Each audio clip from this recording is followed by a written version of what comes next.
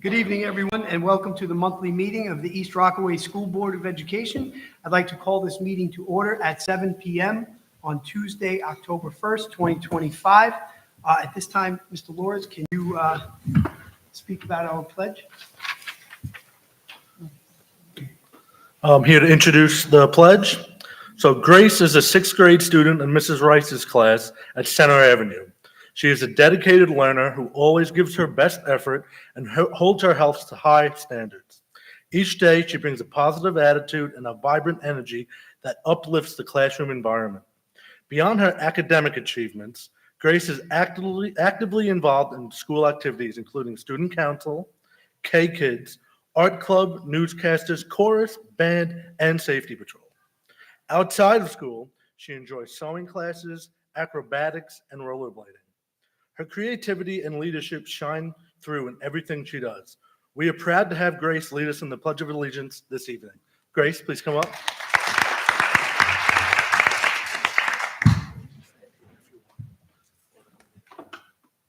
And whenever you're ready. Do it together.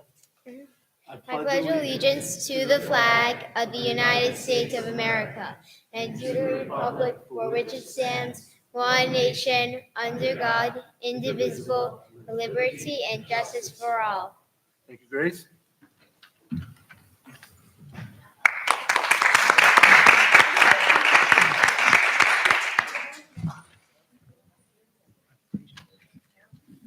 Okay, we have some presentations. Mr. DiTomaso? Yes. So we'll have three presentations. I'm going to move something from our new business to right now, and that is the Andrew Stern Walkathon. Andrew obviously was an alumni who unfortunately passed away in 9/11. He was a valued member of the community, and we have Brother Michael here who's working here. And Michael decided to create a walkathon, and I'd like to introduce it because it's a new tradition. So I'd like to call Richie Hess to the microphone to talk a little bit about the Andrew Stern Walkathon.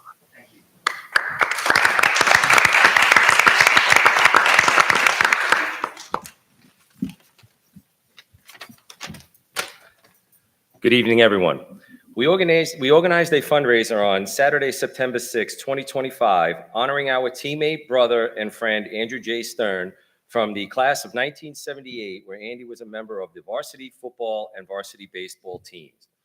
Chris Jarmas from the class of 76, Andy's brother Michael from the class of 81, and myself were just chatting, and we just said, you know what, let's try to get some people together and let's do a fundraising activity in Andy's name. And so I just want to give you a little background information on Andy. Andy was born on June 27th in 1960 to Barbara and Sheldon Stern. He was the oldest of three children with a younger brother, Michael, and a younger sister, Lisa. They grew up on Robertson Road in Lynbrook, right off of Ocean Avenue on a corner, and in adulthood lived in Belmore, New York.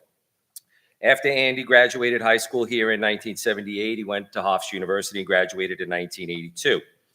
He met his sweetheart, Katie, at the World Trade Center in 1986, where they were both working for Dean Witter Reynolds in the South Tower. He worked as a trader while she was a sales assistant for the firm. They met at the copy machine, and 16 years later, they were happily married with two children, Danny and Emma. Andrew was a loving and devoted husband and father. He loved going on dates with his wife, playing baseball with his kids. He shared a love of sports with his son, Danny. Andrew also coached his soccer and Little League teams, so was a big fan of the New York Yankees. Andrew was constantly doting on his daughter, Emma, as well. When at work, he spoke of his wife and kids daily. He enjoyed doing home improvement projects around the house, loved staying busy. Andrew remained close to his siblings and was a loving, supportive brother and friend to them. When they were younger, Andy wrote in Mike's sixth grade yearbook, "I'll always be here for you." He always stayed close with his parents, and when his father became ill, was a constant visitor and helper. And on September 8th, 2001, Andy and his wife, Katie, drove to Manhattan to attend a wedding and stayed overnight together at the Roosevelt Hotel. Following morning, September 9th, they walked down Fifth Avenue towards Penn Station, admiring the World Trade Center where they had first met. Andy was described by his family and friends as thoughtful, kind, energetic, hardworking, and loyal. Andy worked as a municipal bond trader for the Cantor Fitzgerald Group on the 104th floor of the World Trade Center's North Tower. He excelled at his job and was very happy working there. On the morning of September 11, 2001, Andy was on the 104th floor when Flight 11 struck the North Tower, leaving his and all of the Cantor Fitzgerald offices above the impassable impact zone. None of the firm's attending employees survived, including Andy. Though his life was taken on September 11th, Andy's love, accomplishments, and memories made throughout his life will always be cherished and remembered. He will never be forgotten. You know, you always look back and you say, well, these older guys always looked out for the younger guys. And that's what Andy did. He had a great group of friends. And when we were growing up, Mike and I know each other over 50 years. When we were growing up, those guys always looked out for us. And that just like provided a real good example and a role model of what we should do when we get to that point in our lives. So we are honored to make a $2,360 donation in the name of Andrew J. Stern to the following student activities at East Rockaway High School. $980 to the Football Gridiron Club to head coach Russell Pager. $980 to head coach James Hickey in the baseball account, and $400 to the athletics account for Gary Gregory, all in the name of Andrew J. Stern. Thank you very much.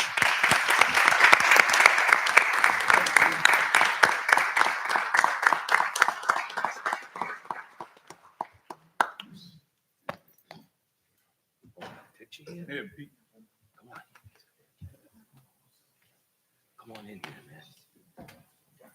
Yeah, you come in the middle, man. You look good. All right, that's it. Thank you so much, man. Thank you. Thank you. All right, thank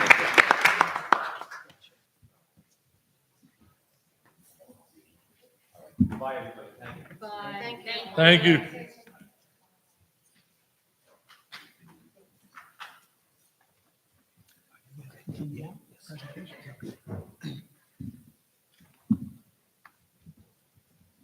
Okay, tonight, not only is a special night because it's the October board meeting, but it's also Board Appreciation Night.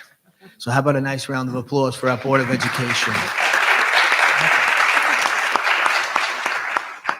So as tradition has it, each building creates a presentation for our Board of Education to thank them for their service. So this year, it is the junior senior high school. So I'd like to call up Mr. Richard Schaefer, principal of the high school, to start the festivities.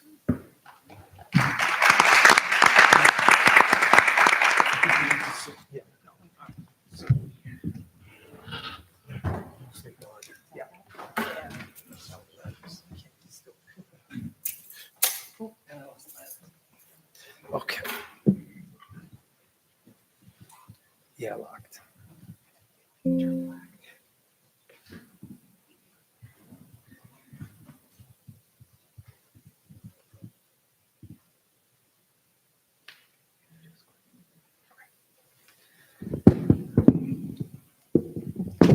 Good evening, everyone, and thank you for joining us tonight for Board Appreciation. Tonight, we come together to recognize and celebrate the incredible dedication and unwavering support of our Board of Education. It is because of their commitment that East Rockaway Junior Senior High School continues to thrive and excel in so many areas. Our students consistently achieve remarkable success across academics, as Mr. Murray will share with you later this evening. And despite our school's smaller size, we're able to provide an extraordinary number of opportunities in the arts, in athletics, and in extracurricular activities that nurture each student's academic and each student's unique talents and passions. This continued growth and success would not be possible without the board's steadfast guidance and support. Their vision and leadership create an environment where students can explore, learn, and grow to their fullest potential. Tonight, I am truly privileged to share with you a special video that showcases some of the newest and most exciting additions to our school community.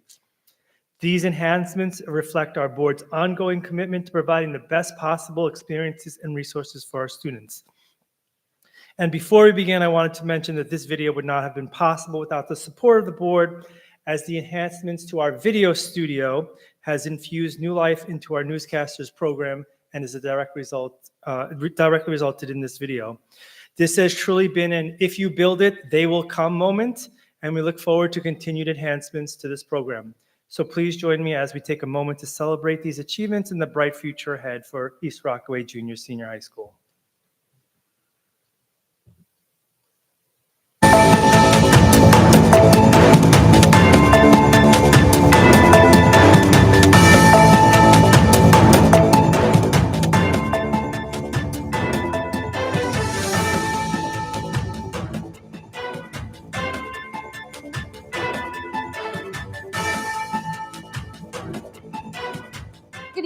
Rockaway. Welcome to this special primetime episode of the ERHS Morning Announcements. That's right. This month we're celebrating something very important, Board Appreciation Month. Board Appreciation Month is a time set aside each year to recognize and honor the hard work and dedication of our school board members. These individuals volunteer their time to make important decisions that shape the future of our schools and community. Exactly. They help set up policies, approve budgets, and support programs that directly impact students' education and well-being.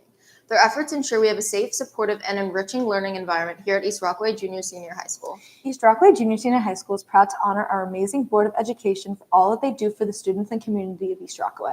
We begin this episode with a spotlight on a new program at the high school that the Board of Education supported, Virtual Enterprise, a new business course that allows our seniors to earn college credit through CW Post while gaining real-life business experience. Let's hear from our business teacher, Ms. Horvath, and some of the students in the class. Virtual Enterprise is a really great course for any student that's interested in learning about business or majoring in business in college. It's a really great opportunity for all of us to come together. We start our own business. Everyone has a job interview. You get placed in a job. We have our big positions like CEO and CFO and CMO, but it's a really great learning experience for everyone involved, and it's something that's really fun along the way. My favorite thing about this course so far is that it's very engaging. I feel like out of all the courses I've taken this year, this is the one that has the most tangible things I can use for experience in the future. The interview itself that I had last Friday, it wasn't that bad. I enjoyed it a lot, actually. I think everyone there was really nice. Prepping for it was a little scary though, because you never know what you're going to get. You never know what's going to be asked to you, and you never know what's going to happen. So the best thing you can do is prepare diligently beforehand. So I really appreciate all the hands-on experience we got, especially with that interview. It's just a good simulation of what I think an actual job interview would be like, which is a good experience to have right now. I appreciate the experience of taking VE because you're not really a student in that class. You're more so an employee. She told us this from the beginning. The interviews we took showed how you're going to, what position you would really want to take and what you would really want to pursue in. And I feel like that's going to help you for the future if you know more about the position you want to take and what you want to be in. Virtual Enterprise has been really valuable because it teaches you a lot of really good real world skills. So you're actually learning how to go into an actual job interview, which is something I've never done before Virtual Enterprise. So I think that that's really good experience to have under my belt for when I'm a senior and I'm going to be working sometime soon. I took Virtual Enterprise in the first place because I'm someone that's really passionate and interested in business, and I really wanted to hone into more real world skills. And I feel like if you're someone that wants to improve your public speaking, learn how to collaborate and connect with other people, this is such an amazing class, and I highly, highly recommend you take it. It teaches me things that you don't necessarily learn in school, the proper job atmosphere you're gonna have, interview process. It's a lot of things that you only get once you go to college. So I think it's very important to learn at a young age just to be prepared for your future. In terms of, I had an interview with Mr. Schaefer. It was great, just being able to kind of get the same kind of environment and kind of vibe as a normal interview is very valuable to me. Okay, VE so far has been an insightful experience for me because I feel like I've gained knowledge in many aspects of business and how to work in a business financially and emotionally to ensure the positive aspects of all of our all my coworkers and who I'm going to work with in the future business world. I feel like it helps me gain a lot of insight. Turning now to some exciting improvements around the school building. This year, the Board of Education supported major physical upgrades that have truly transformed our learning environment. First, upgraded lighting was installed throughout the building this past spring. These new lights provide brighter, more energy-efficient illumination that not only helps students see better in classrooms and hallways, but also creates a more welcoming and vibrant atmosphere. And that's not all. When students returned to school in September, they were greeted by freshly painted hallways and lockers featuring bold colors that represent East Rockaway's school spirit and pride. The new color scheme brings a fresh, bright, and uniquely ER feel to our school, making every hallway a place where students can feel inspired and connected to their community. We want to give a big thank you to the Board of Education for supporting these enhancements that make our school a better place to learn and grow. Next, we caught up with Board of Education student member Sophia Furkov to get her perspective on what working with our board members has been like. As we celebrate board appreciation, I just wanted to thank the whole board. As the first student member, you've truly helped me learn and grow and provided a positive environment for me. Being part of it firsthand, you can really see the dedication that goes into it and the way that they care not only about each other, but also the school and students' well-being. And it's really amazing to see that. And it's a pleasure to work with you guys and everybody in the future that has the opportunity to.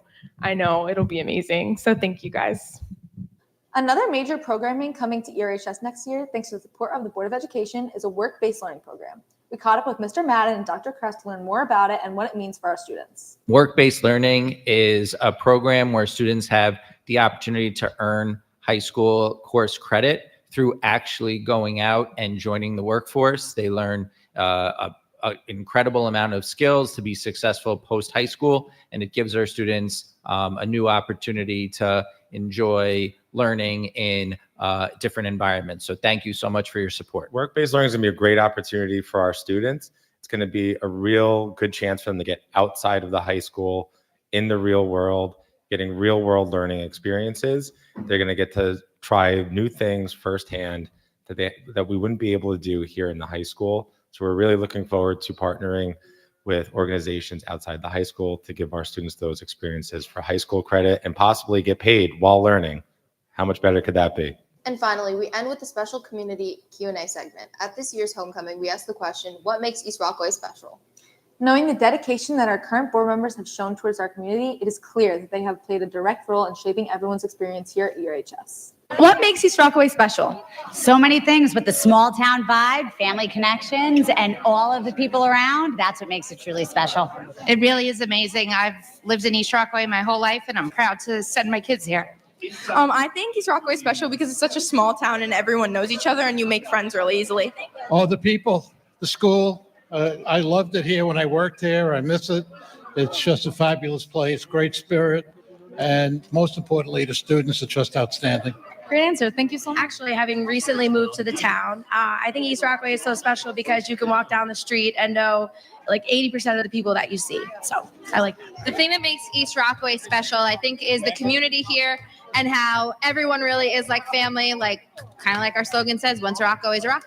East Rockaway is so special because the community is so supportive of everything we do at this school, like between Club Rock and between just every fan being here. This is an incredible feeling. Who would want to be anywhere else? I think that what makes East Rockaway really special is that a lot of people are actively trying to make sure everyone is included here, and it's a very safe and comfortable space that I think a lot of people are able to enjoy, like the community. I think what makes East Rockaway special is how we're all one family, and there's never been a crime here because it's the safest town on Nassau. See the people and the teachers around the school, and even like my friends and like just like everyone in this community makes it special. I think what makes East Rockaway special is the community. Everybody always comes together to show support, just like today at homecoming. The sense of community and all the people here in it. I mean, look at this turnout today. It's amazing. Love being part of this town. That it's such a small town, everybody knows everyone. I love the camaraderie of all the families that belong to the school. I started here in Center Avenue, came over to East Rockaway High School. My children did, and now my friends' grandchildren do. It's a wonderful place to be, and all the teachers are great, and we respect. What makes East Rockaway special to me is it's a family. It's been that way for the 40 years that I've been associated with it. I think what makes East Rockaway special is the tight community that we have. We're all friends, we all know each other, and it's really special. Really special. I think it's the hard work and effort that goes into events kind of like today for homecoming. There's a lot of people doing a lot of things all at once, and you don't really see that many places. Well, special for me because the generations of repeat graduates. So my mother was a graduate, and then I was lucky enough to go to this school. I heard The connections everyone has, how close everyone is together. So things like these make East Rockaway special, and especially Rock Rive, which a lot of schools don't have stuff like that. All the students in East Rockaway. Everyone who comes here. I feel like everybody is very close because it's a small community and it's different from other places just because of how close everybody is.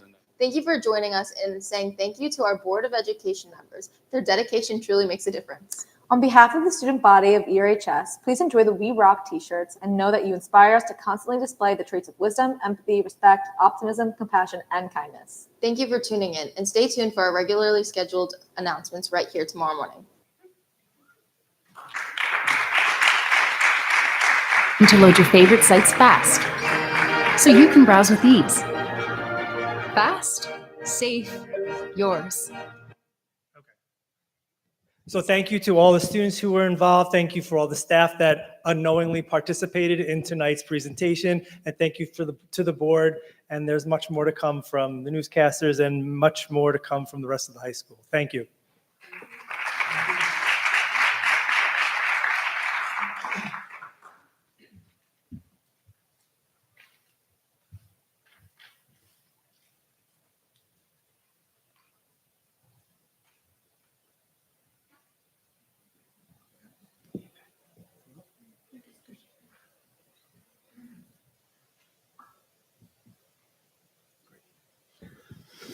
Okay, each year we do curriculum presentations, and at the start of the year, in September, I did a strategic plan presentation, which informs the board where we are in terms of our big plans. And usually around October, November, we do a school report card. Before I introduce Mr. Murray, who worked extremely hard on this, what you're about to see are different avenues in which we record some data. You'll see some information on our state testing, our iReady data, some information on our Regent scores and our AP scores. We're very proud of so many of the things to celebrate, and at the same time, we realize there are things in areas that we need to work on and improve. So with that being said, I'd like to introduce Mr. Murray, who will be reviewing our curriculum presentation and reviewing the school report card. How about a nice hand for Mr. Murray? Thank you. Though I do have to say, if you really want to know what the school report card is, it's what you just watched. I mean, that is what 13 years in this district is able to produce, is students that are just intense and responsible and engaged and thoughtful. And so that's really, for me, the data that I want you to come away with. But, you know, there's also some numbers that we'll go through. So, buckle up. I always like to start with our mission statement because I do think it's important that we are always using this as sort of our, our North Star. What we move to is just make sure that we're engaging all of our students, that we're engaging in innovative programming, that we want our students to become self-directed, we want them to be ethical, we want them to be creative, we want them to be globally conscious, and all of our work moves towards having graduates that are each of those things. This is a great visual for that. If you look at the 4 pillars of our strategic plan of connection, innovation, opportunity, and achievement, they all kind of tie into students in some way. And ultimately, when they all work together, it creates the opportunities for students, and those results that we will go through today are what follow each of those other things. Test results are always a lagging indicator of the work that we're doing. So some of the work and data that you'll see tonight is not where we want it to be yet. Other data is right where we want it to be because it's a few years after some of the programming shifts that we've made. The data that aren't there yet, it's because we're in the process of making some programming shifts, and those data will catch up. But going through that today, we'll talk a little bit about our New York State results, our Regents results, our iReady diagnostics, AP exams, and also, where are we going to keep going from here? So I'll start with our 3 to 8 New York State exam results. I'm going to start with saying we only have about 75% of our students actually sitting for the exams. About 25% of our students are still, quote unquote, opting out or refusing to take the exams. As high as 50% in the 8th grade, lower in the younger grades. So we're hoping that that's a shift towards families realizing that taking these exams actually does give the school some really pertinent and valuable data as far as improving our programming and improving our instruction.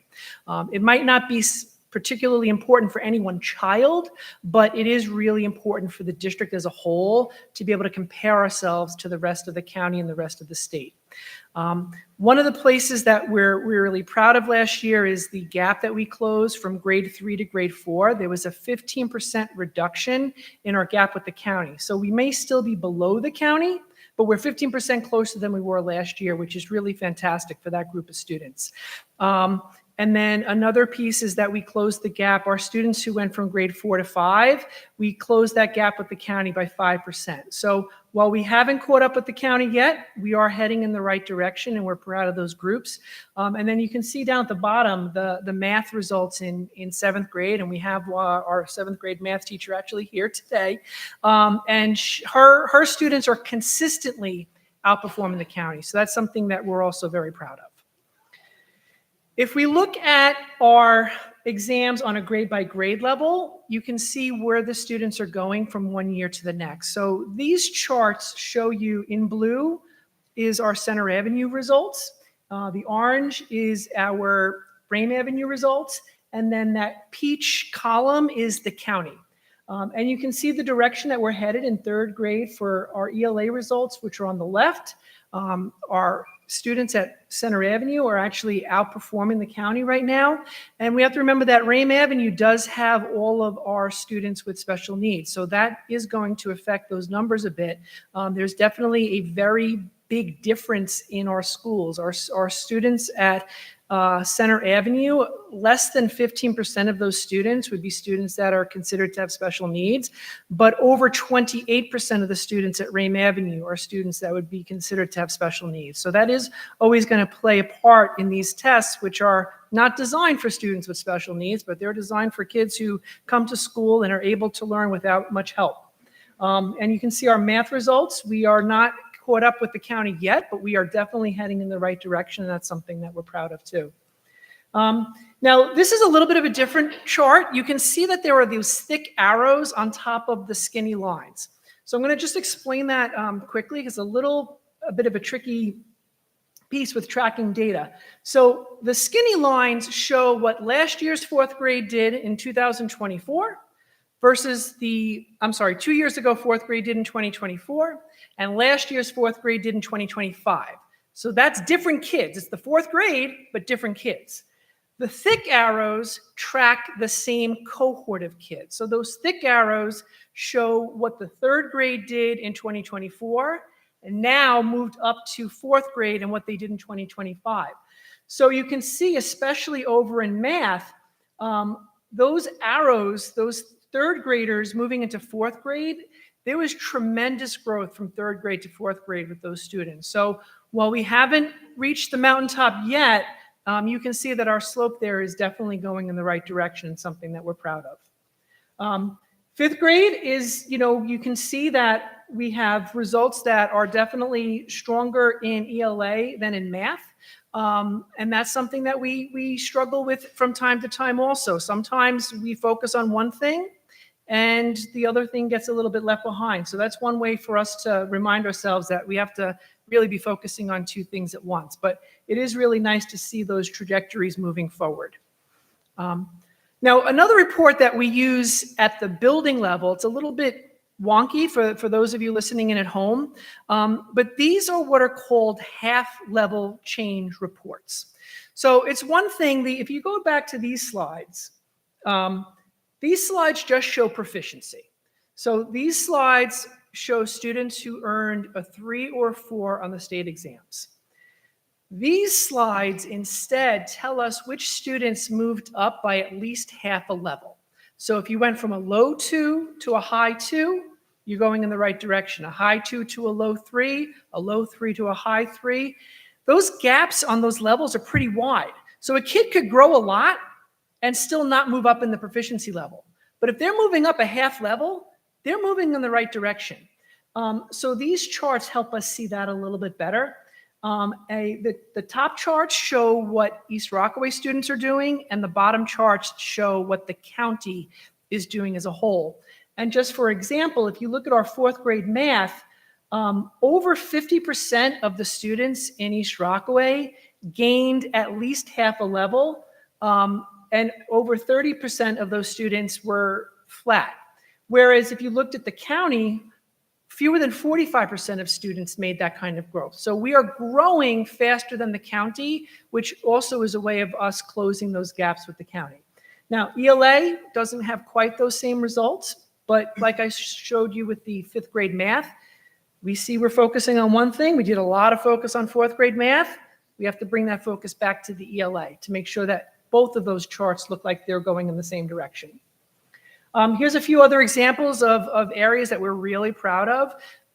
More than 63% of our students in the fifth grade were improved by at least a half a level on their ELA exam. So that's from fourth grade to fifth grade, that's the growth that they did. So that's fantastic, especially when you look at under 45% of the county making that same kind of growth. And if you look at our seventh grade math, I mentioned it before, it's always a bright spot, but almost 3/4 of the students in our seventh grade grew at least a half a level from sixth grade to seventh grade, and just about half of the students in the county meet that same kind of growth. So we're really, really proud of some of the work going on here, but we also recognize there's more to do. There's another test that a subset of our students takes each year, and that's the NISA-SLAT. The NISA-SLAT is the New York State English as a Second Language exam. So these are for our students who are English language learners, whether they come from families that don't speak English at home, or they may be our recent immigrants. But these are students who are coming to our schools without having a strong background in English. And I was at a meeting of all the assistant superintendents a couple of weeks ago, and they were all complaining about how few of their students got moved up out of E&L services, how few of their students grew from one level to another. And I was sitting there saying, that's not what happened in East Rockaway. Our results were actually fantastic. Over 60% of our students improved from one year to the next. And you have to understand that that test is not easy. And these are students who have sometimes no English language experience before they step foot in our schools. And in fact, a fifth of our students graduated out of E&L services last year. So these results here, you can see all of those nice bright blue numbers over there. When you look at our numbers, the numbers of our students who made it to the top 3 levels of the E&L chart are way over the county, and the number of students who are in the bottom 2 levels are way below the county. So this is information where our E&L team is really doing a fantastic job. Now, another assessment that we give is our iReady diagnostic. So all of our students in grades K to 8 take the iReady diagnostic assessment 3 times a year. This is our universal screener, and universal screener, in addition to being required by federal education law, it's also an important part of our MTSS, our multi-tiered system of support, and our response to intervention programs to help us make sure that no students are falling through the cracks. So I'm not going to go through all of the grades results because that would take this whole evening to do, and we don't need to do that. But I do want to highlight a couple of examples of where we're doing really well and we're really proud, and a couple of examples of where we know we have some work to do, because I think it's important that when we're sharing this information, we share what we're proud of, but we share what we acknowledge needs some work. And if you look at this chart, this is our kindergarten from the beginning of the year to the end of the year. So this is last year's kindergartners. These kids are in first grade now. But if you look at the start of the year, only about a quarter of the students came in what would be considered at or above grade level. These are probably the students who had a lot of experiences at home with parents reading to them, or older siblings who may be reading to them. They're coming from a print-rich environment. These are some of the students who came to kindergarten kind of already ready for kindergarten. But by the end of the year, we had 94% of our students at that level. So that just goes to show at how much work our kindergarten team is doing in early literacy with phonemic awareness, with phonics, print, letter recognition, putting those sounds together to take 3 letters and turn them from 3 letters to a word. And this is what shows that. So that's something that we're really proud of. And when you look at that 6% number on the bottom, sometimes the percents are kind of funny. In this district, a percent is actually like one kid can be a 1.5%. So that 6% is only 5 students. So only 5 students in the entire kindergarten made it to the end of the year, what would be considered below grade level. And you have to remember, we have students who are brand new to the country, have never spoken English before they step foot into kindergarten. We have students with some really significant learning needs and differences. And even with all of that, only 5 of our students didn't do what they needed to do in kindergarten. If we look at our math results in first grade, it's something that we're similarly proud of. If you look at the number of students who were well below grade level, that number fell to almost nothing. By the end of first grade, only 2 students were at what would be considered well below grade level. And again, these are all of our students. This data is not just our general education students. This data is every single child in the East Rockaway School District is represented here. So it just goes to show the amount of work that's going on from the beginning of the year to the end of the year to help our students grow and learn. Now, 4th grade reading, you'll see this is someplace where The results are moving in the right direction, but not as far as we want them to be. You can see that over half of our students were at or above grade level by the end of the year. And the number of students that were well below grade level dropped by half. And so that's really incredible work. But obviously, as parents, as a community, we certainly want way more than half of our students at or above grade level at the end of the grade. So that's some work that we still need to do. And I'll talk about some of the work that we're doing to address those needs at the end of the presentation. Our fourth grade math, similarly, very similar results where we did a lot of growth in the number of students at or above grade level, and we dropped by at least half the number of students well below grade level. So those students who struggle are getting the help that they need. But obviously, we are not content with having 57% of our students at or above grade level. We want that number to be much higher. Fifth grade reading looks very similar to fourth grade reading, just so you can have a sense of what that looks like, because as you get into those older grades, those gaps do become harder to close. It's just a function of students getting older. It's just the amount of work that students need to do in order to close the gaps that have formed as they get older. It just becomes harder to do. It's not an excuse, but it is something that, again, we are making adjustments to how we work with our students to try to have more of those students at or above grade level. And then here's another example, our seventh grade math. Again, it's a real highlight where just about 3/4 of our students are at or above grade level by the end of seventh grade. So, we're doing some really incredible learning in this school district.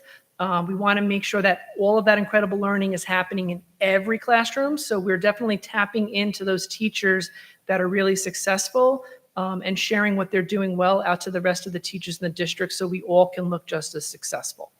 And again, if you look at the bottom chart, only 10% of the students in seventh grade were considered well below grade level by the end of the year.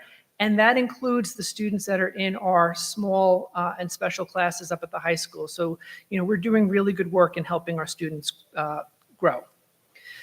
So this is a little bit of a different way of looking at the data. So that data that you just looked at was from the beginning of the year to the end of the year last year.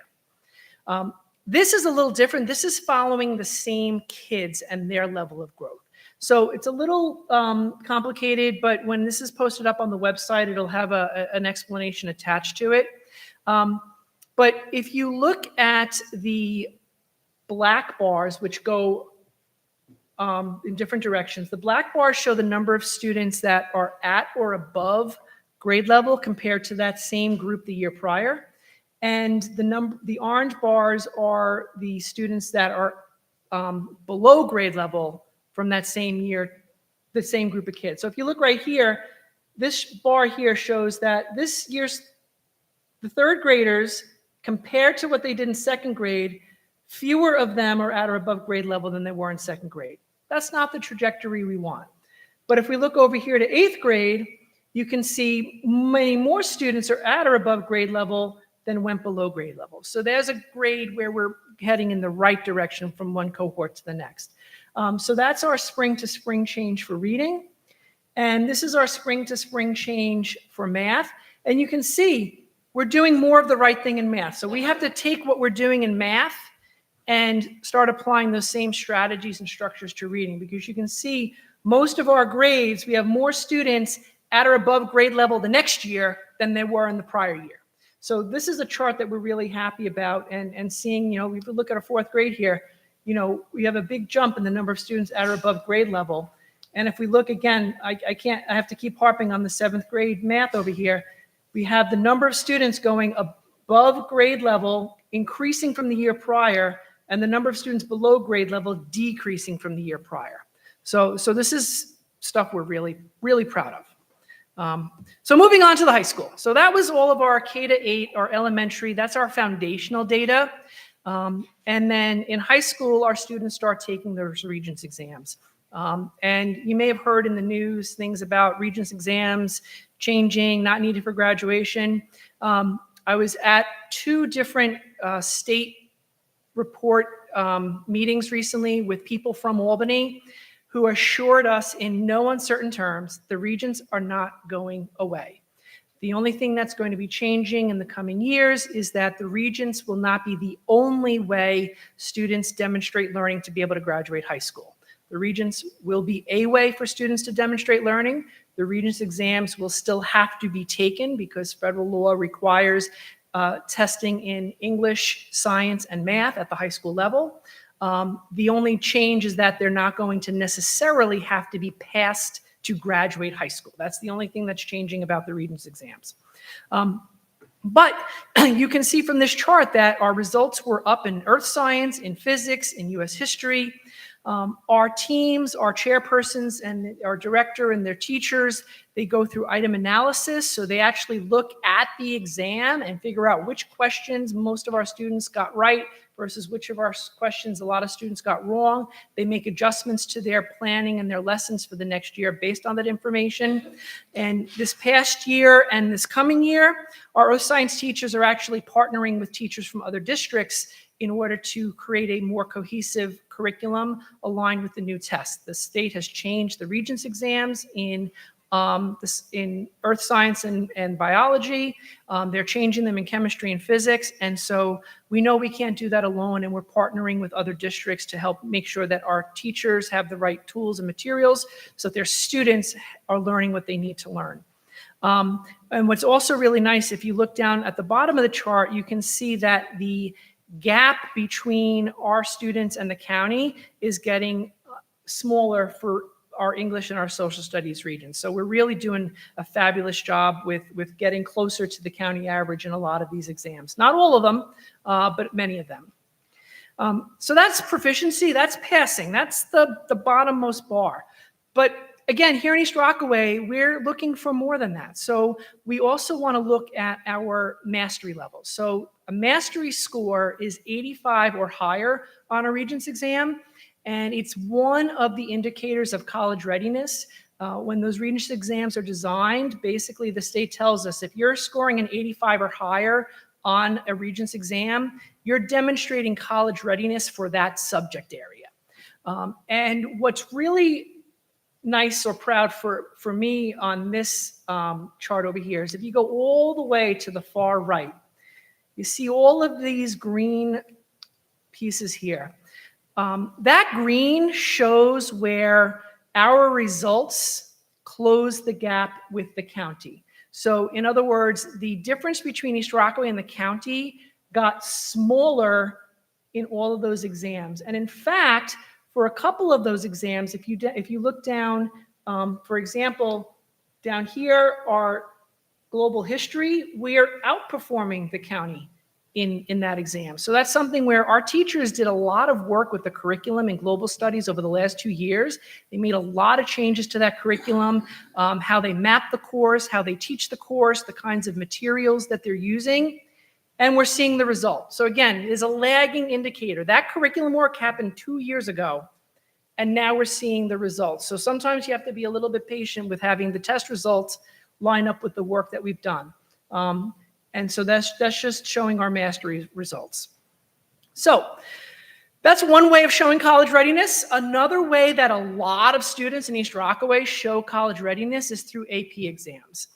Last year, and this is May of 2025, 307 AP exams were taken here at East Rockaway High School. When you consider the small number of students that are actually in East Rockaway High School, the fact that we're giving 307 exams is incredible. And especially if you look at how many exams we gave only 3 years ago. So in 2022, there were 217 exams given. Last year, 307 exams given. Now you might say, okay, so we're having more students take the exam, but are they really ready for it? Well, actually, our students are even more ready for it the more students who take them. So if you look at the number of students who scored what would be considered a quality test by the College Board, a 3 or higher, and in most of our state schools and in many private schools, earning a 3 on an AP exam is equivalent to a semester of college credit. You get 3 college credits for that AP exam in most SUNYs and many private schools around the country. So In 2023, 57.6% of our students scored a 3 or higher. Okay, last year, over 80% of the students scored a 3 or higher. So we have more students taking the exam by a lot, and a lot more of them are getting 3s and higher. In fact, last year we were equal with the county average as far as the number of students who got a 3 or higher, and that's the whole county. So that's including places like Jericho, like Great Neck, like Manhasset. Those numbers are all in that average, and we're right up there. So we're very proud of the work that's going on in the high school. And again, I am responsible for supervising summer curriculum writing projects, and a number of the curriculum writing projects over the last few years have been with the AP classes, and they've been working to change what they teach and how they teach, and we can see it in the results. Just a couple of examples of places where we've done really spectacularly on AP exams. Computer science moved from 65%. This is, again, the number of students who got a 3 or higher. So students who got a quality score. We went from 65% to 78% in only a year. And you can see in the small numbers there, only 68.7% of all the students in Nassau County received a 3 or higher. So we're outperforming the county there. English language, there's a lot of the kids call it AP Lang versus AP Lit, but it's the AP English language exam. We went from a third to almost everybody scoring a 3 or higher. And again, that came down to a lot of curriculum redesign that our teachers in the English department did in order to make sure that what they were teaching matched what was expected of the students. And you can see, again, we're outpacing the county by over 10 points there. English Lit, we were already doing okay there, but we're doing spectacularly now, a 30-point increase and outperforming the county. So you can just, I don't need to read the whole chart to you, but you can really see some of the areas where we've made adjustments to curriculum. A year or two later, you really see the results in the test exams based on those changes. And then if you go down to the individual student level, last year we had 57 students who were deemed AP scholars. Again, another school record. So each year of the last 3 years, we've broken our own records, which is fantastic. And 24 of those students earned AP Scholar with distinction. So that's a function of having a 3 or higher on multiple exams in order to get those distinctions. And for the AP Scholar with distinction, how many exams is that? It's quite a few. Yeah, it's at least 5 AP exams that they have to score a quality score on. So, these are students who are really doing well, not just in a class or two, but in many classes. And then we finished up year 2 of our capstone diploma program. 12 of our students have already earned the distinction, and another 5 earned the seminar research certificate. So in order to earn the AP capstone diploma, not only do you need to take AP Seminar and AP Research and score a 3 or higher on both of those exams, but you have to take another 4 AP exams and pass another 4 AP exams to get that diploma. So these are some of our students who are really pushing the envelope with their skills and their capacity, and they're doing it. So that's one way of measuring success. And there's another metric of success that we're really proud of. We have our seals of biliteracy and our seal of civic readiness. The seal of biliteracy is an indication that a student is truly fluent and literate in more than one language. So it's not just that they can speak English and speak Spanish. They need to be able to read, write, speak, and listen at a very high level in both of those languages, as demonstrated by not only exam results, but also interviews with a committee of teachers. So we had 21 students, or a quarter of the graduating class last year, earn that seal of biliteracy. 3 of our students actually earned a seal of triliteracy, where they had a different language at home, and they took Spanish or Italian here, and English. So these are some of our students who are they're ready to go work for the United Nations or any place around the world. And as of today, we have 47 of our seniors who are currently eligible for the seal of biliteracy by the end of the year if they keep up the trajectory that they're on. Seal of civic readiness is a little different. It's not purely based on performance. So the Seal of Civic Readiness, in order to earn that, a student does have to perform well on multiple social studies Regents exams. They have to also take advanced college level coursework in the social studies, and they need to do some civics related or community service related work over a number of years from middle school through high school. So these are students who are going out into the world truly understanding what it means to be an American citizen, what it means to contribute to society as a whole when they graduate. And last year, 36 students earned that distinction, which was a third of our graduating class. And we only just started offering this seal the year before. So this is a very quick jump in the number of students earning that seal. And as of today, 45 of our seniors are eligible for that seal. If they continue on the trajectory that they're on, we'll have 45 students, which is close to half of our graduates earning that seal, which is really fantastic. So just another metric of success when I look at the school report card as a whole. So where are we going from here? So again, a lot of the information I share with you today, we're really proud of the work we've done, and we're proud of the direction we're going. But we also recognize that there are some more things that we need to do. So in some of the things that are happening in grades 3 to 8, we've restructured the leadership team at the district level, and we've added a director of humanities to replace what was formerly the chairperson of humanities in just the high school. So this person is going to have a K-12 portfolio to really be able to focus on literacy across the district with our principals, with our literacy coach, with our teachers, to put all the things that we're working together and have another set of hands to support the work happening in our classrooms. We're continuing our work with iReady through professional development. We've committed to 3 full days of professional development for our teachers this year in how to better use the information iReady provides to create small group and targeted instruction. We have updated our literacy framework so it is fully aligned with the science of reading. We've added phonics and what's called morphology resources in our upper level elementary classrooms. Morphology is breaking the words into their pieces. So if you have like the Greek root and a suffix, that's morphology. And if our students have more awareness of Greek and Latin roots, what different suffixes mean, they're able to read much more complex work because they can break those words into pieces. And we have a formal program for that this year for the first time. So we're gonna, we're really very hopeful about the results we're gonna see with that. And another program that we're looking at this year we have a committee of teachers that are going to be exploring new math resources for the elementary school. The math program we're using now, we've had for over a dozen years. And it's been working, but it is definitely time for us to see if there's something better out there. So we're gonna have a committee look at those things this year.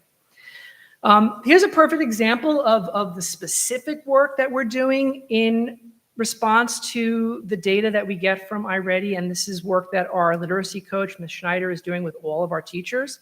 If you look at the left, that is a report that teachers are able to run out of iReady. And it doesn't just give an overall level of a student like the data I showed you earlier does. It actually shows an individual student's levels on different parts of literacy. So you can look at a student and you can say, wow, they're really strong at this, but they're not so strong at that. And I can create interventions and small group instruction targeted to the specific areas that they need work on, and I can enrich the specific areas that they're already doing well with. And on the right, you'll see a chart there. I actually was fortunate enough to sit in with several of these meetings at the beginning of the year. But every single child in every single elementary classroom in our district is in one of those columns on that chart for their teacher. So every student is grouped into an area that they need to work in. So teachers work with the literacy coach. They took the data from the chart on the left. They grouped students based on common needs in the chart on the right, created their small groups. And now Ms. Schneider is also helping the teachers with very specific targeted interventions for each of those areas of need. So that's some work that is different than we've done in the past. And again, it might take a little while to see the results, but definitely stuff that we're really excited about. At the high school, again, that director of humanities is going to have a very different role than the chairperson of humanities did. Because she does not have classroom responsibilities also, she's able to be much more hands-on with the teachers, with planning in the classrooms, supporting professional learning and development, supporting curriculum improvements. So that's something where we're really excited about the work that restructure can do. We're going to continue with our professional development with our science teachers, with the new Regents exams and the changes that they're happening. We're already partnered with other districts to work together, and teachers in those departments have already gone out to island-wide conferences to support their professional growth.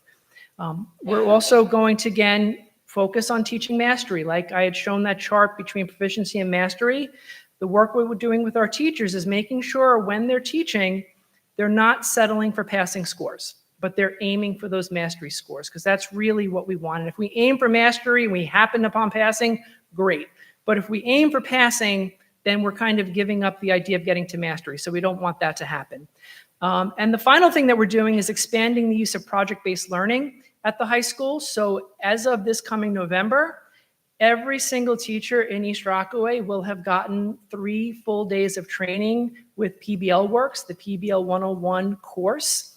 And if you look at those departments that have been improving, if you look at the English and social studies, that's the group that got the PBL 2 years ago. Science and math are getting it this year. So we certainly anticipate that shift to project-based learning is in and of itself mastery-based learning. And we fully anticipate seeing the results in those other departments that we've already started to see in our humanities departments. So the big picture, our goal is not test scores, but test scores help tell us where we're going, in what direction we're going. Are we going in the right direction or the wrong direction for our students? Our goal is the big picture. We want to graduate students that are college and or career ready.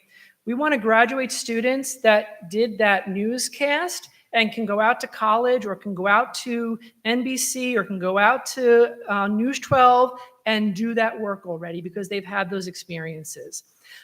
We're going to keep increasing our project-based learning approaches in the classroom, which go to problem solving, which go to cooperative work, which go to really deeper understanding of what's happening in those content areas.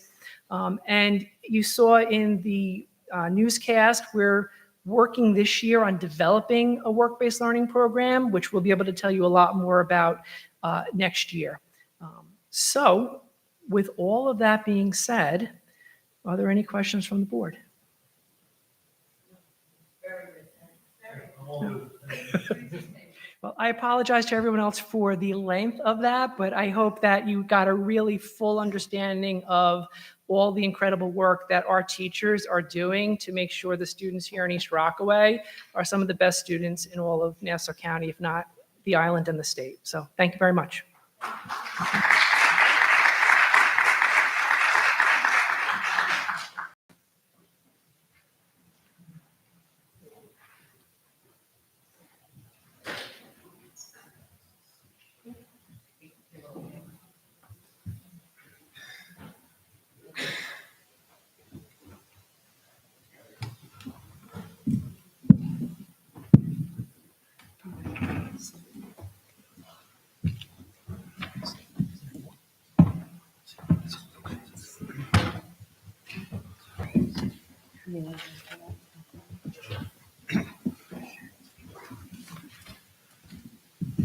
All right, Mr. Murray, thank you.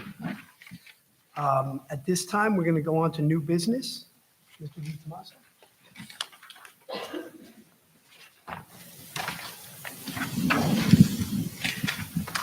Okay, I'd like to take this opportunity to express thank you for the following donations and grants. The Ed Foundation just recently granted $2,261 for headphones, coding, robots, and Holocaust Remembrance Assembly. And also, I believe it was last week, we had a Don't Press Send assembly, which was informing our students about the dangers of social media. Center Avenue, sixth grade PTA, I'd like to thank them for donating $1,550 to the grade activities and for $502 for field trips. So a big shout out to the Center Avenue PTA. Our very own social worker, Miss Kristen Bednick, who donated a game table, which I think the kids are getting great use out of in the junior, senior high school. And we had an anonymous donor that I'd like to thank. The anonymous donor had $250 and 19 breast cancer awareness T-shirts for the JV girls volleyball team. So thank you very much for that.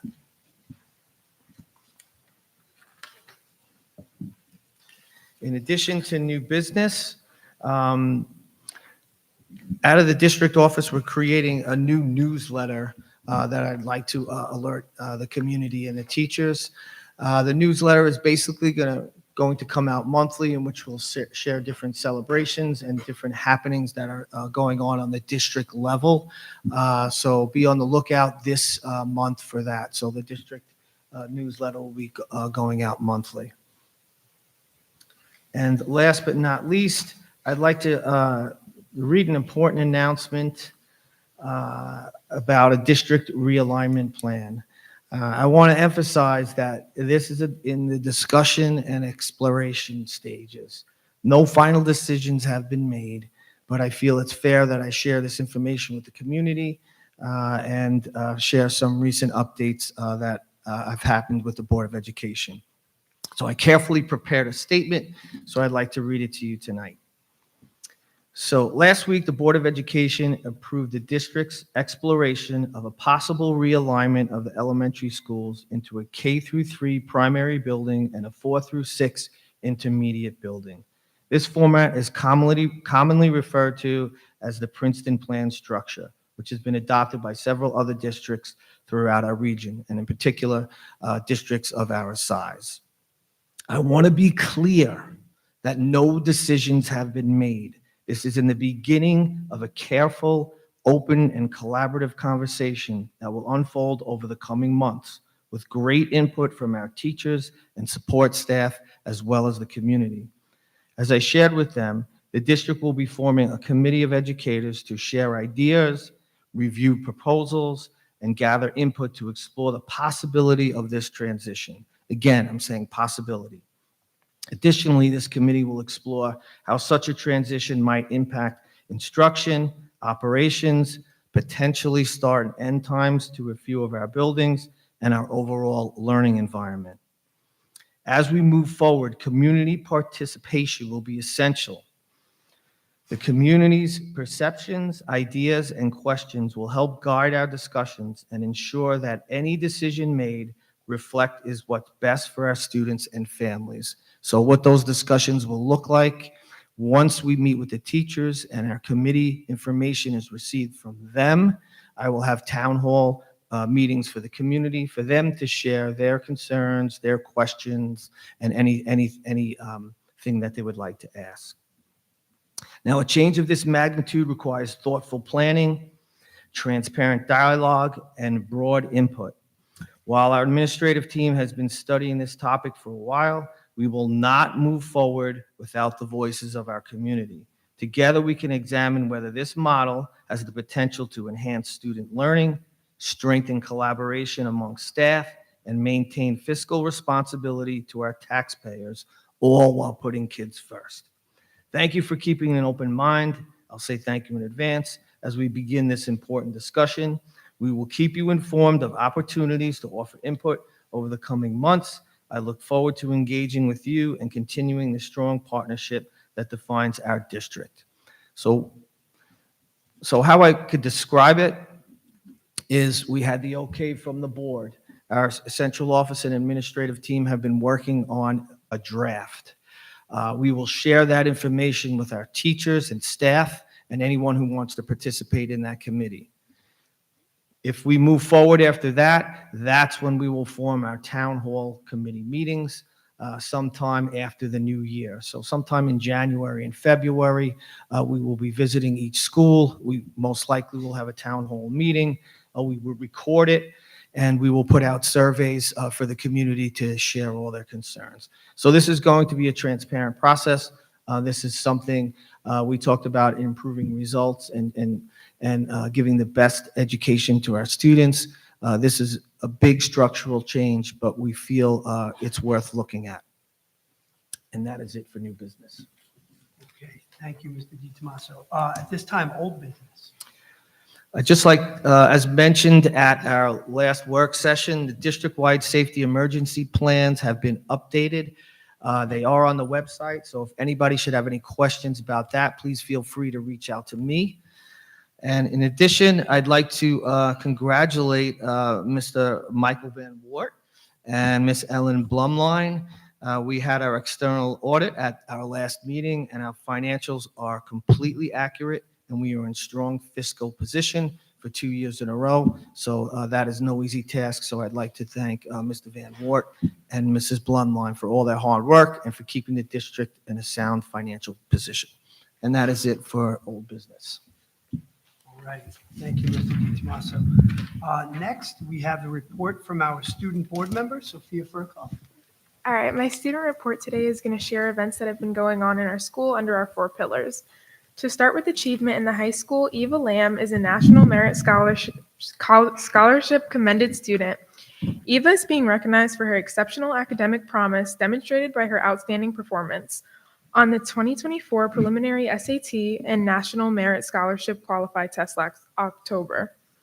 Sean Smith and Valerie Sersha were each named NYSA HPERD Outstanding Physical Education Student of the Year and will be honored on December 9th at the Inn at New Hyde Park.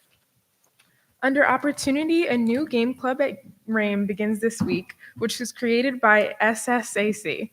Over 90 students enrolled, and students are having a lot of fun while learning about sportsmanship, teamwork, and turn-taking. In our high school, it's also October is Bullying Prevention Month. District schools are showing that we stand together against bullying, united for kindness, acceptance, and inclusion, culminating with Unity Day, October 22nd, and Red Ribbon Week, October 27th through the 30th.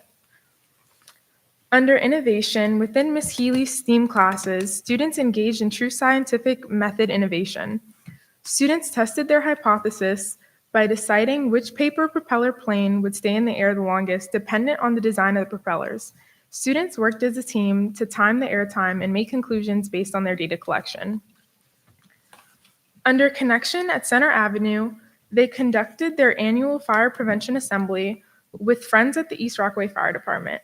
Students participated in an informative assembly on fire safety and how they can use those tips to support their families in their homes. After the presentation, students had the opportunity to use the fire hose and take a tour of a fire truck and ambulance. This is always an amazing experience for the students, as these memories last a lifetime. Also, families across the district participated in the Don't Press Assembly with Katie Schumer. Families and students participated in the presentation about navigating social media and how we can be more informed. A special thank you to the East Rockaway Education Foundation for funding these presentations. The WizFit Challenge fundraiser and basketball game was a huge success at RAIM. Thank you to the PTA and everyone who came out to support our students. And lastly, under Connection, this quarter I created a student survey to give high school students a space to share what matters most to them, what they'd like to improve, and how they'd like to get involved. It encourages participation in the Student Cabinet, a program which will be coming back next month where students can bring ideas to the table for our school community. That's all. Thank you. Thank you. Thank you, Sophia. Next is public comments on agenda items. At this time, are there any comments regarding tonight's agenda items? Anyone?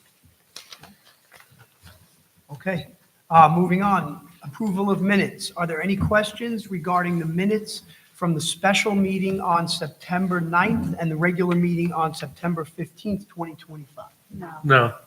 All right, can I have a motion to approve the minutes of agenda items 1H? Motion. Motion by Mrs. Doyle, second. Second. Second by Mrs. Salufo. All in favor? Aye. Opposed, abstained, motion approved. Okay. Acknowledgement of monthly reports and correspondence. July and August 2025, we received 5 emails. Next, can I have a motion to create a consent agenda with the following items? Recommendation of superintendent's personnel schedules, items 4A through G, other items 5A through J, approval of CSE and CPSE recommendations 6A, and budget transfers 7A. Can I have a motion? Motion. Motion by Mrs. Salufo, second. Second. Second by Mr. Lawrence, all in favor? Aye. Opposed, abstained, motion approved. Now can I have a motion to accept the items on the consent agenda? Motion. Motion by Mr. Laura, second. Second. Second by Mrs. Doyle, all in favor? Aye. Opposed, abstained, motion approved. Next, let's see. Okay, next policy subcommittee report. Yeah. Okay. Oh, I got it. Okay, the following policies are for review pending adoption.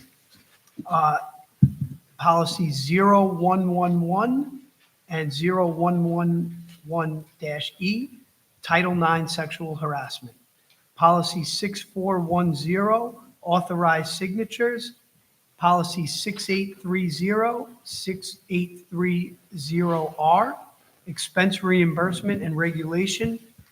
And policy 1500, 1500R, and 1500-E2, public use of school facilities, regulations, and exhibits.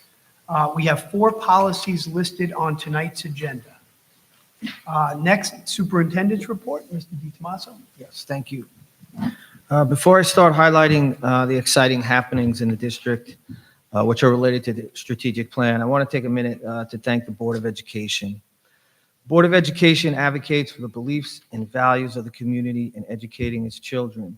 Board members generously volunteer their time, I'll say it again, volunteer their time to set policies, develop budget priorities, and ensure that administration of the school district aligns with the community's beliefs and values. And the best part is they do it for free.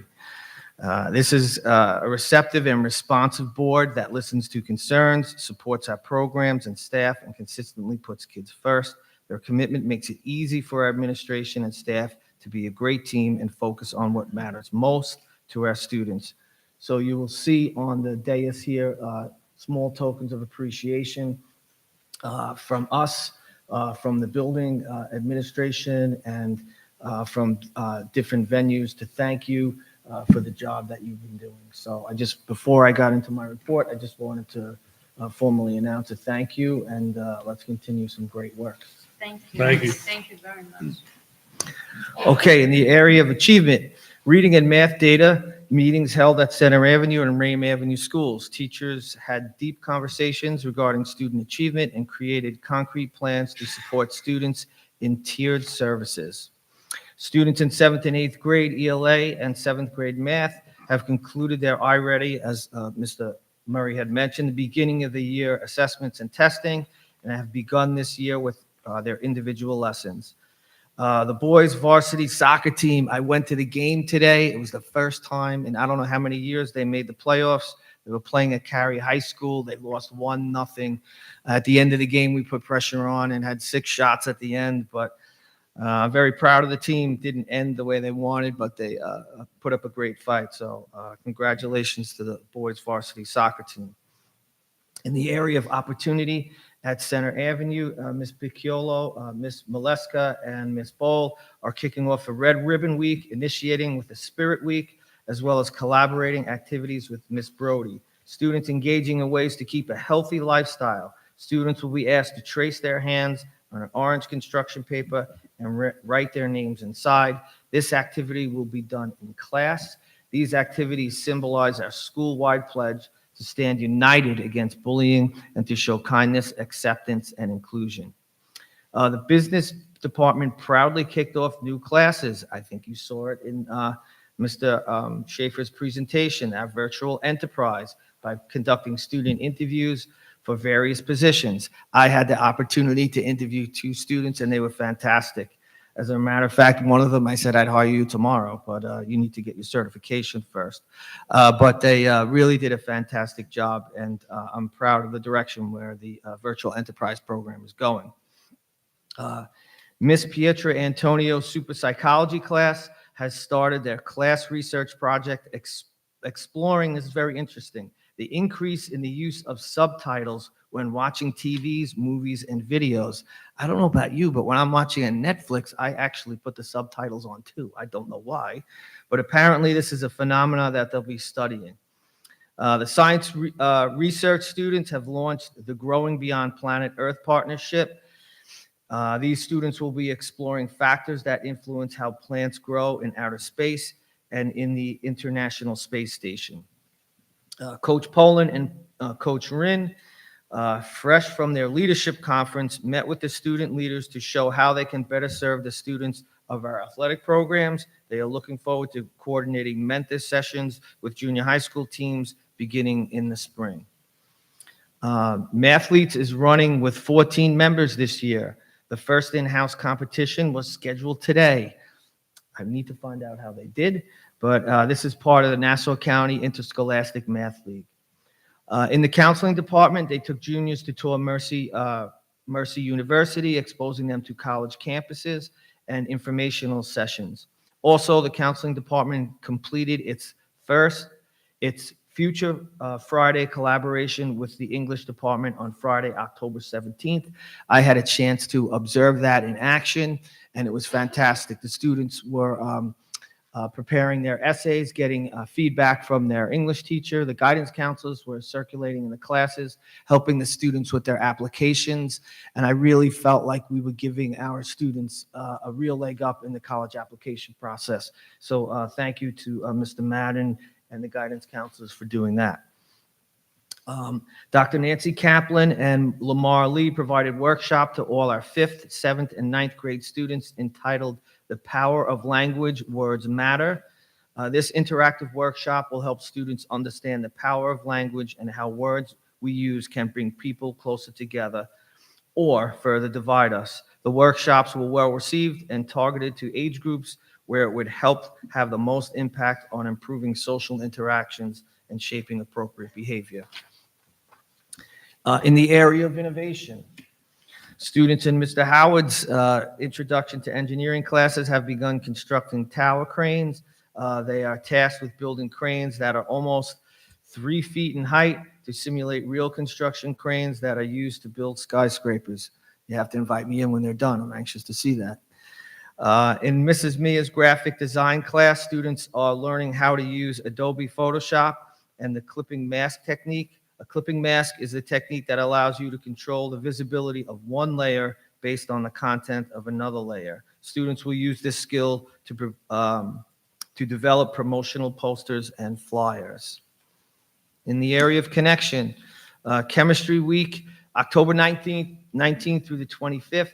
This week is meant to highlight how chemistry interacts with our everyday lives, and I saw some pretty cool interactions on the announcements today. One of our chemistry teachers was doing a recorded experiment that is going very well, and I know it's exciting students. So with that being said, they are sponsored by the American Chemical Society, and the theme this year is the nature of spices. In collaboration with the World Language Department, East Rockaway High School is wrapping up National Hispanic Heritage Month. Students engaged in a number of cultural relevant learning experiences within their Spanish classes, making connections to Spanish-speaking world. On the morning announcements, all the students at East Rockaway High School learned Spanish expressions of the week, learned about influential Spanish-speaking people, and also got to hear some popular Spanish songs.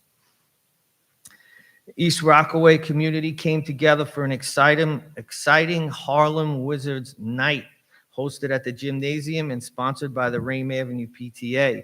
And our very own, I think Mr. Bixhorn sitting over there had a few 3-point shots. They looked pretty good, not too bad. Families filled the stands, and the joy on the students' faces really reflected an evening full of laughter, excitement, and school spirit. I want to extend a special thank you to the high school PTA for coordinating the snacks and sales. and most importantly, all the teachers who volunteered to play in the game against the Wizards. I'm sure we have a few sore hamstrings and backs today, but I think we're doing okay. And again, I'd like to, it was a really memorable experience, not only for me, because I enjoyed it, but, the joy on the parents' and students' faces. It was really a fun night. The school counseling department has running new student groups and connecting them to friends, peer leaders, and staffs within East Rockaway High School. This group serves to help acclimate new students and set them up for success in their new environment. So far this year, juniors and seniors have had the opportunity to connect with 50 colleges, trade schools, and employment organizations during the school day. More are scheduled in the Student Center through November 12th, so keep up the good work. I think that's very valuable work for our students. And last but not least, the coaching staff and Mr. Gregory reached out to the support of Club Rock during its reemergence on the ER scene. Together, they decided to create 2 liaison positions, a veteran coach along with a new coach. So I'd like to thank Mr. Paul Collins, I'm assuming he's the veteran coach, and Miss Brooke DiGiulio, who stepped up to take the plate to take on these new positions. So thank you to Mr. Gregory and the coaches and the members of Club Rock. And that's it for my report. All right. Thank you, Mr. DiTomaso. Next is Good and Welfare. Condolences to Joyce Kenny and family on the passing of her mother, Maureen Kenny. At this time, public comments. Are there any public comments? No? Okay. All right. Board member comments.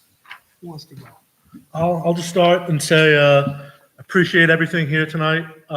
You honoring the board. It's not why we do it for these T-shirts, but they're nice. And Mr. Murray, the presentation was very informing today. Sophia, you did a great job as always.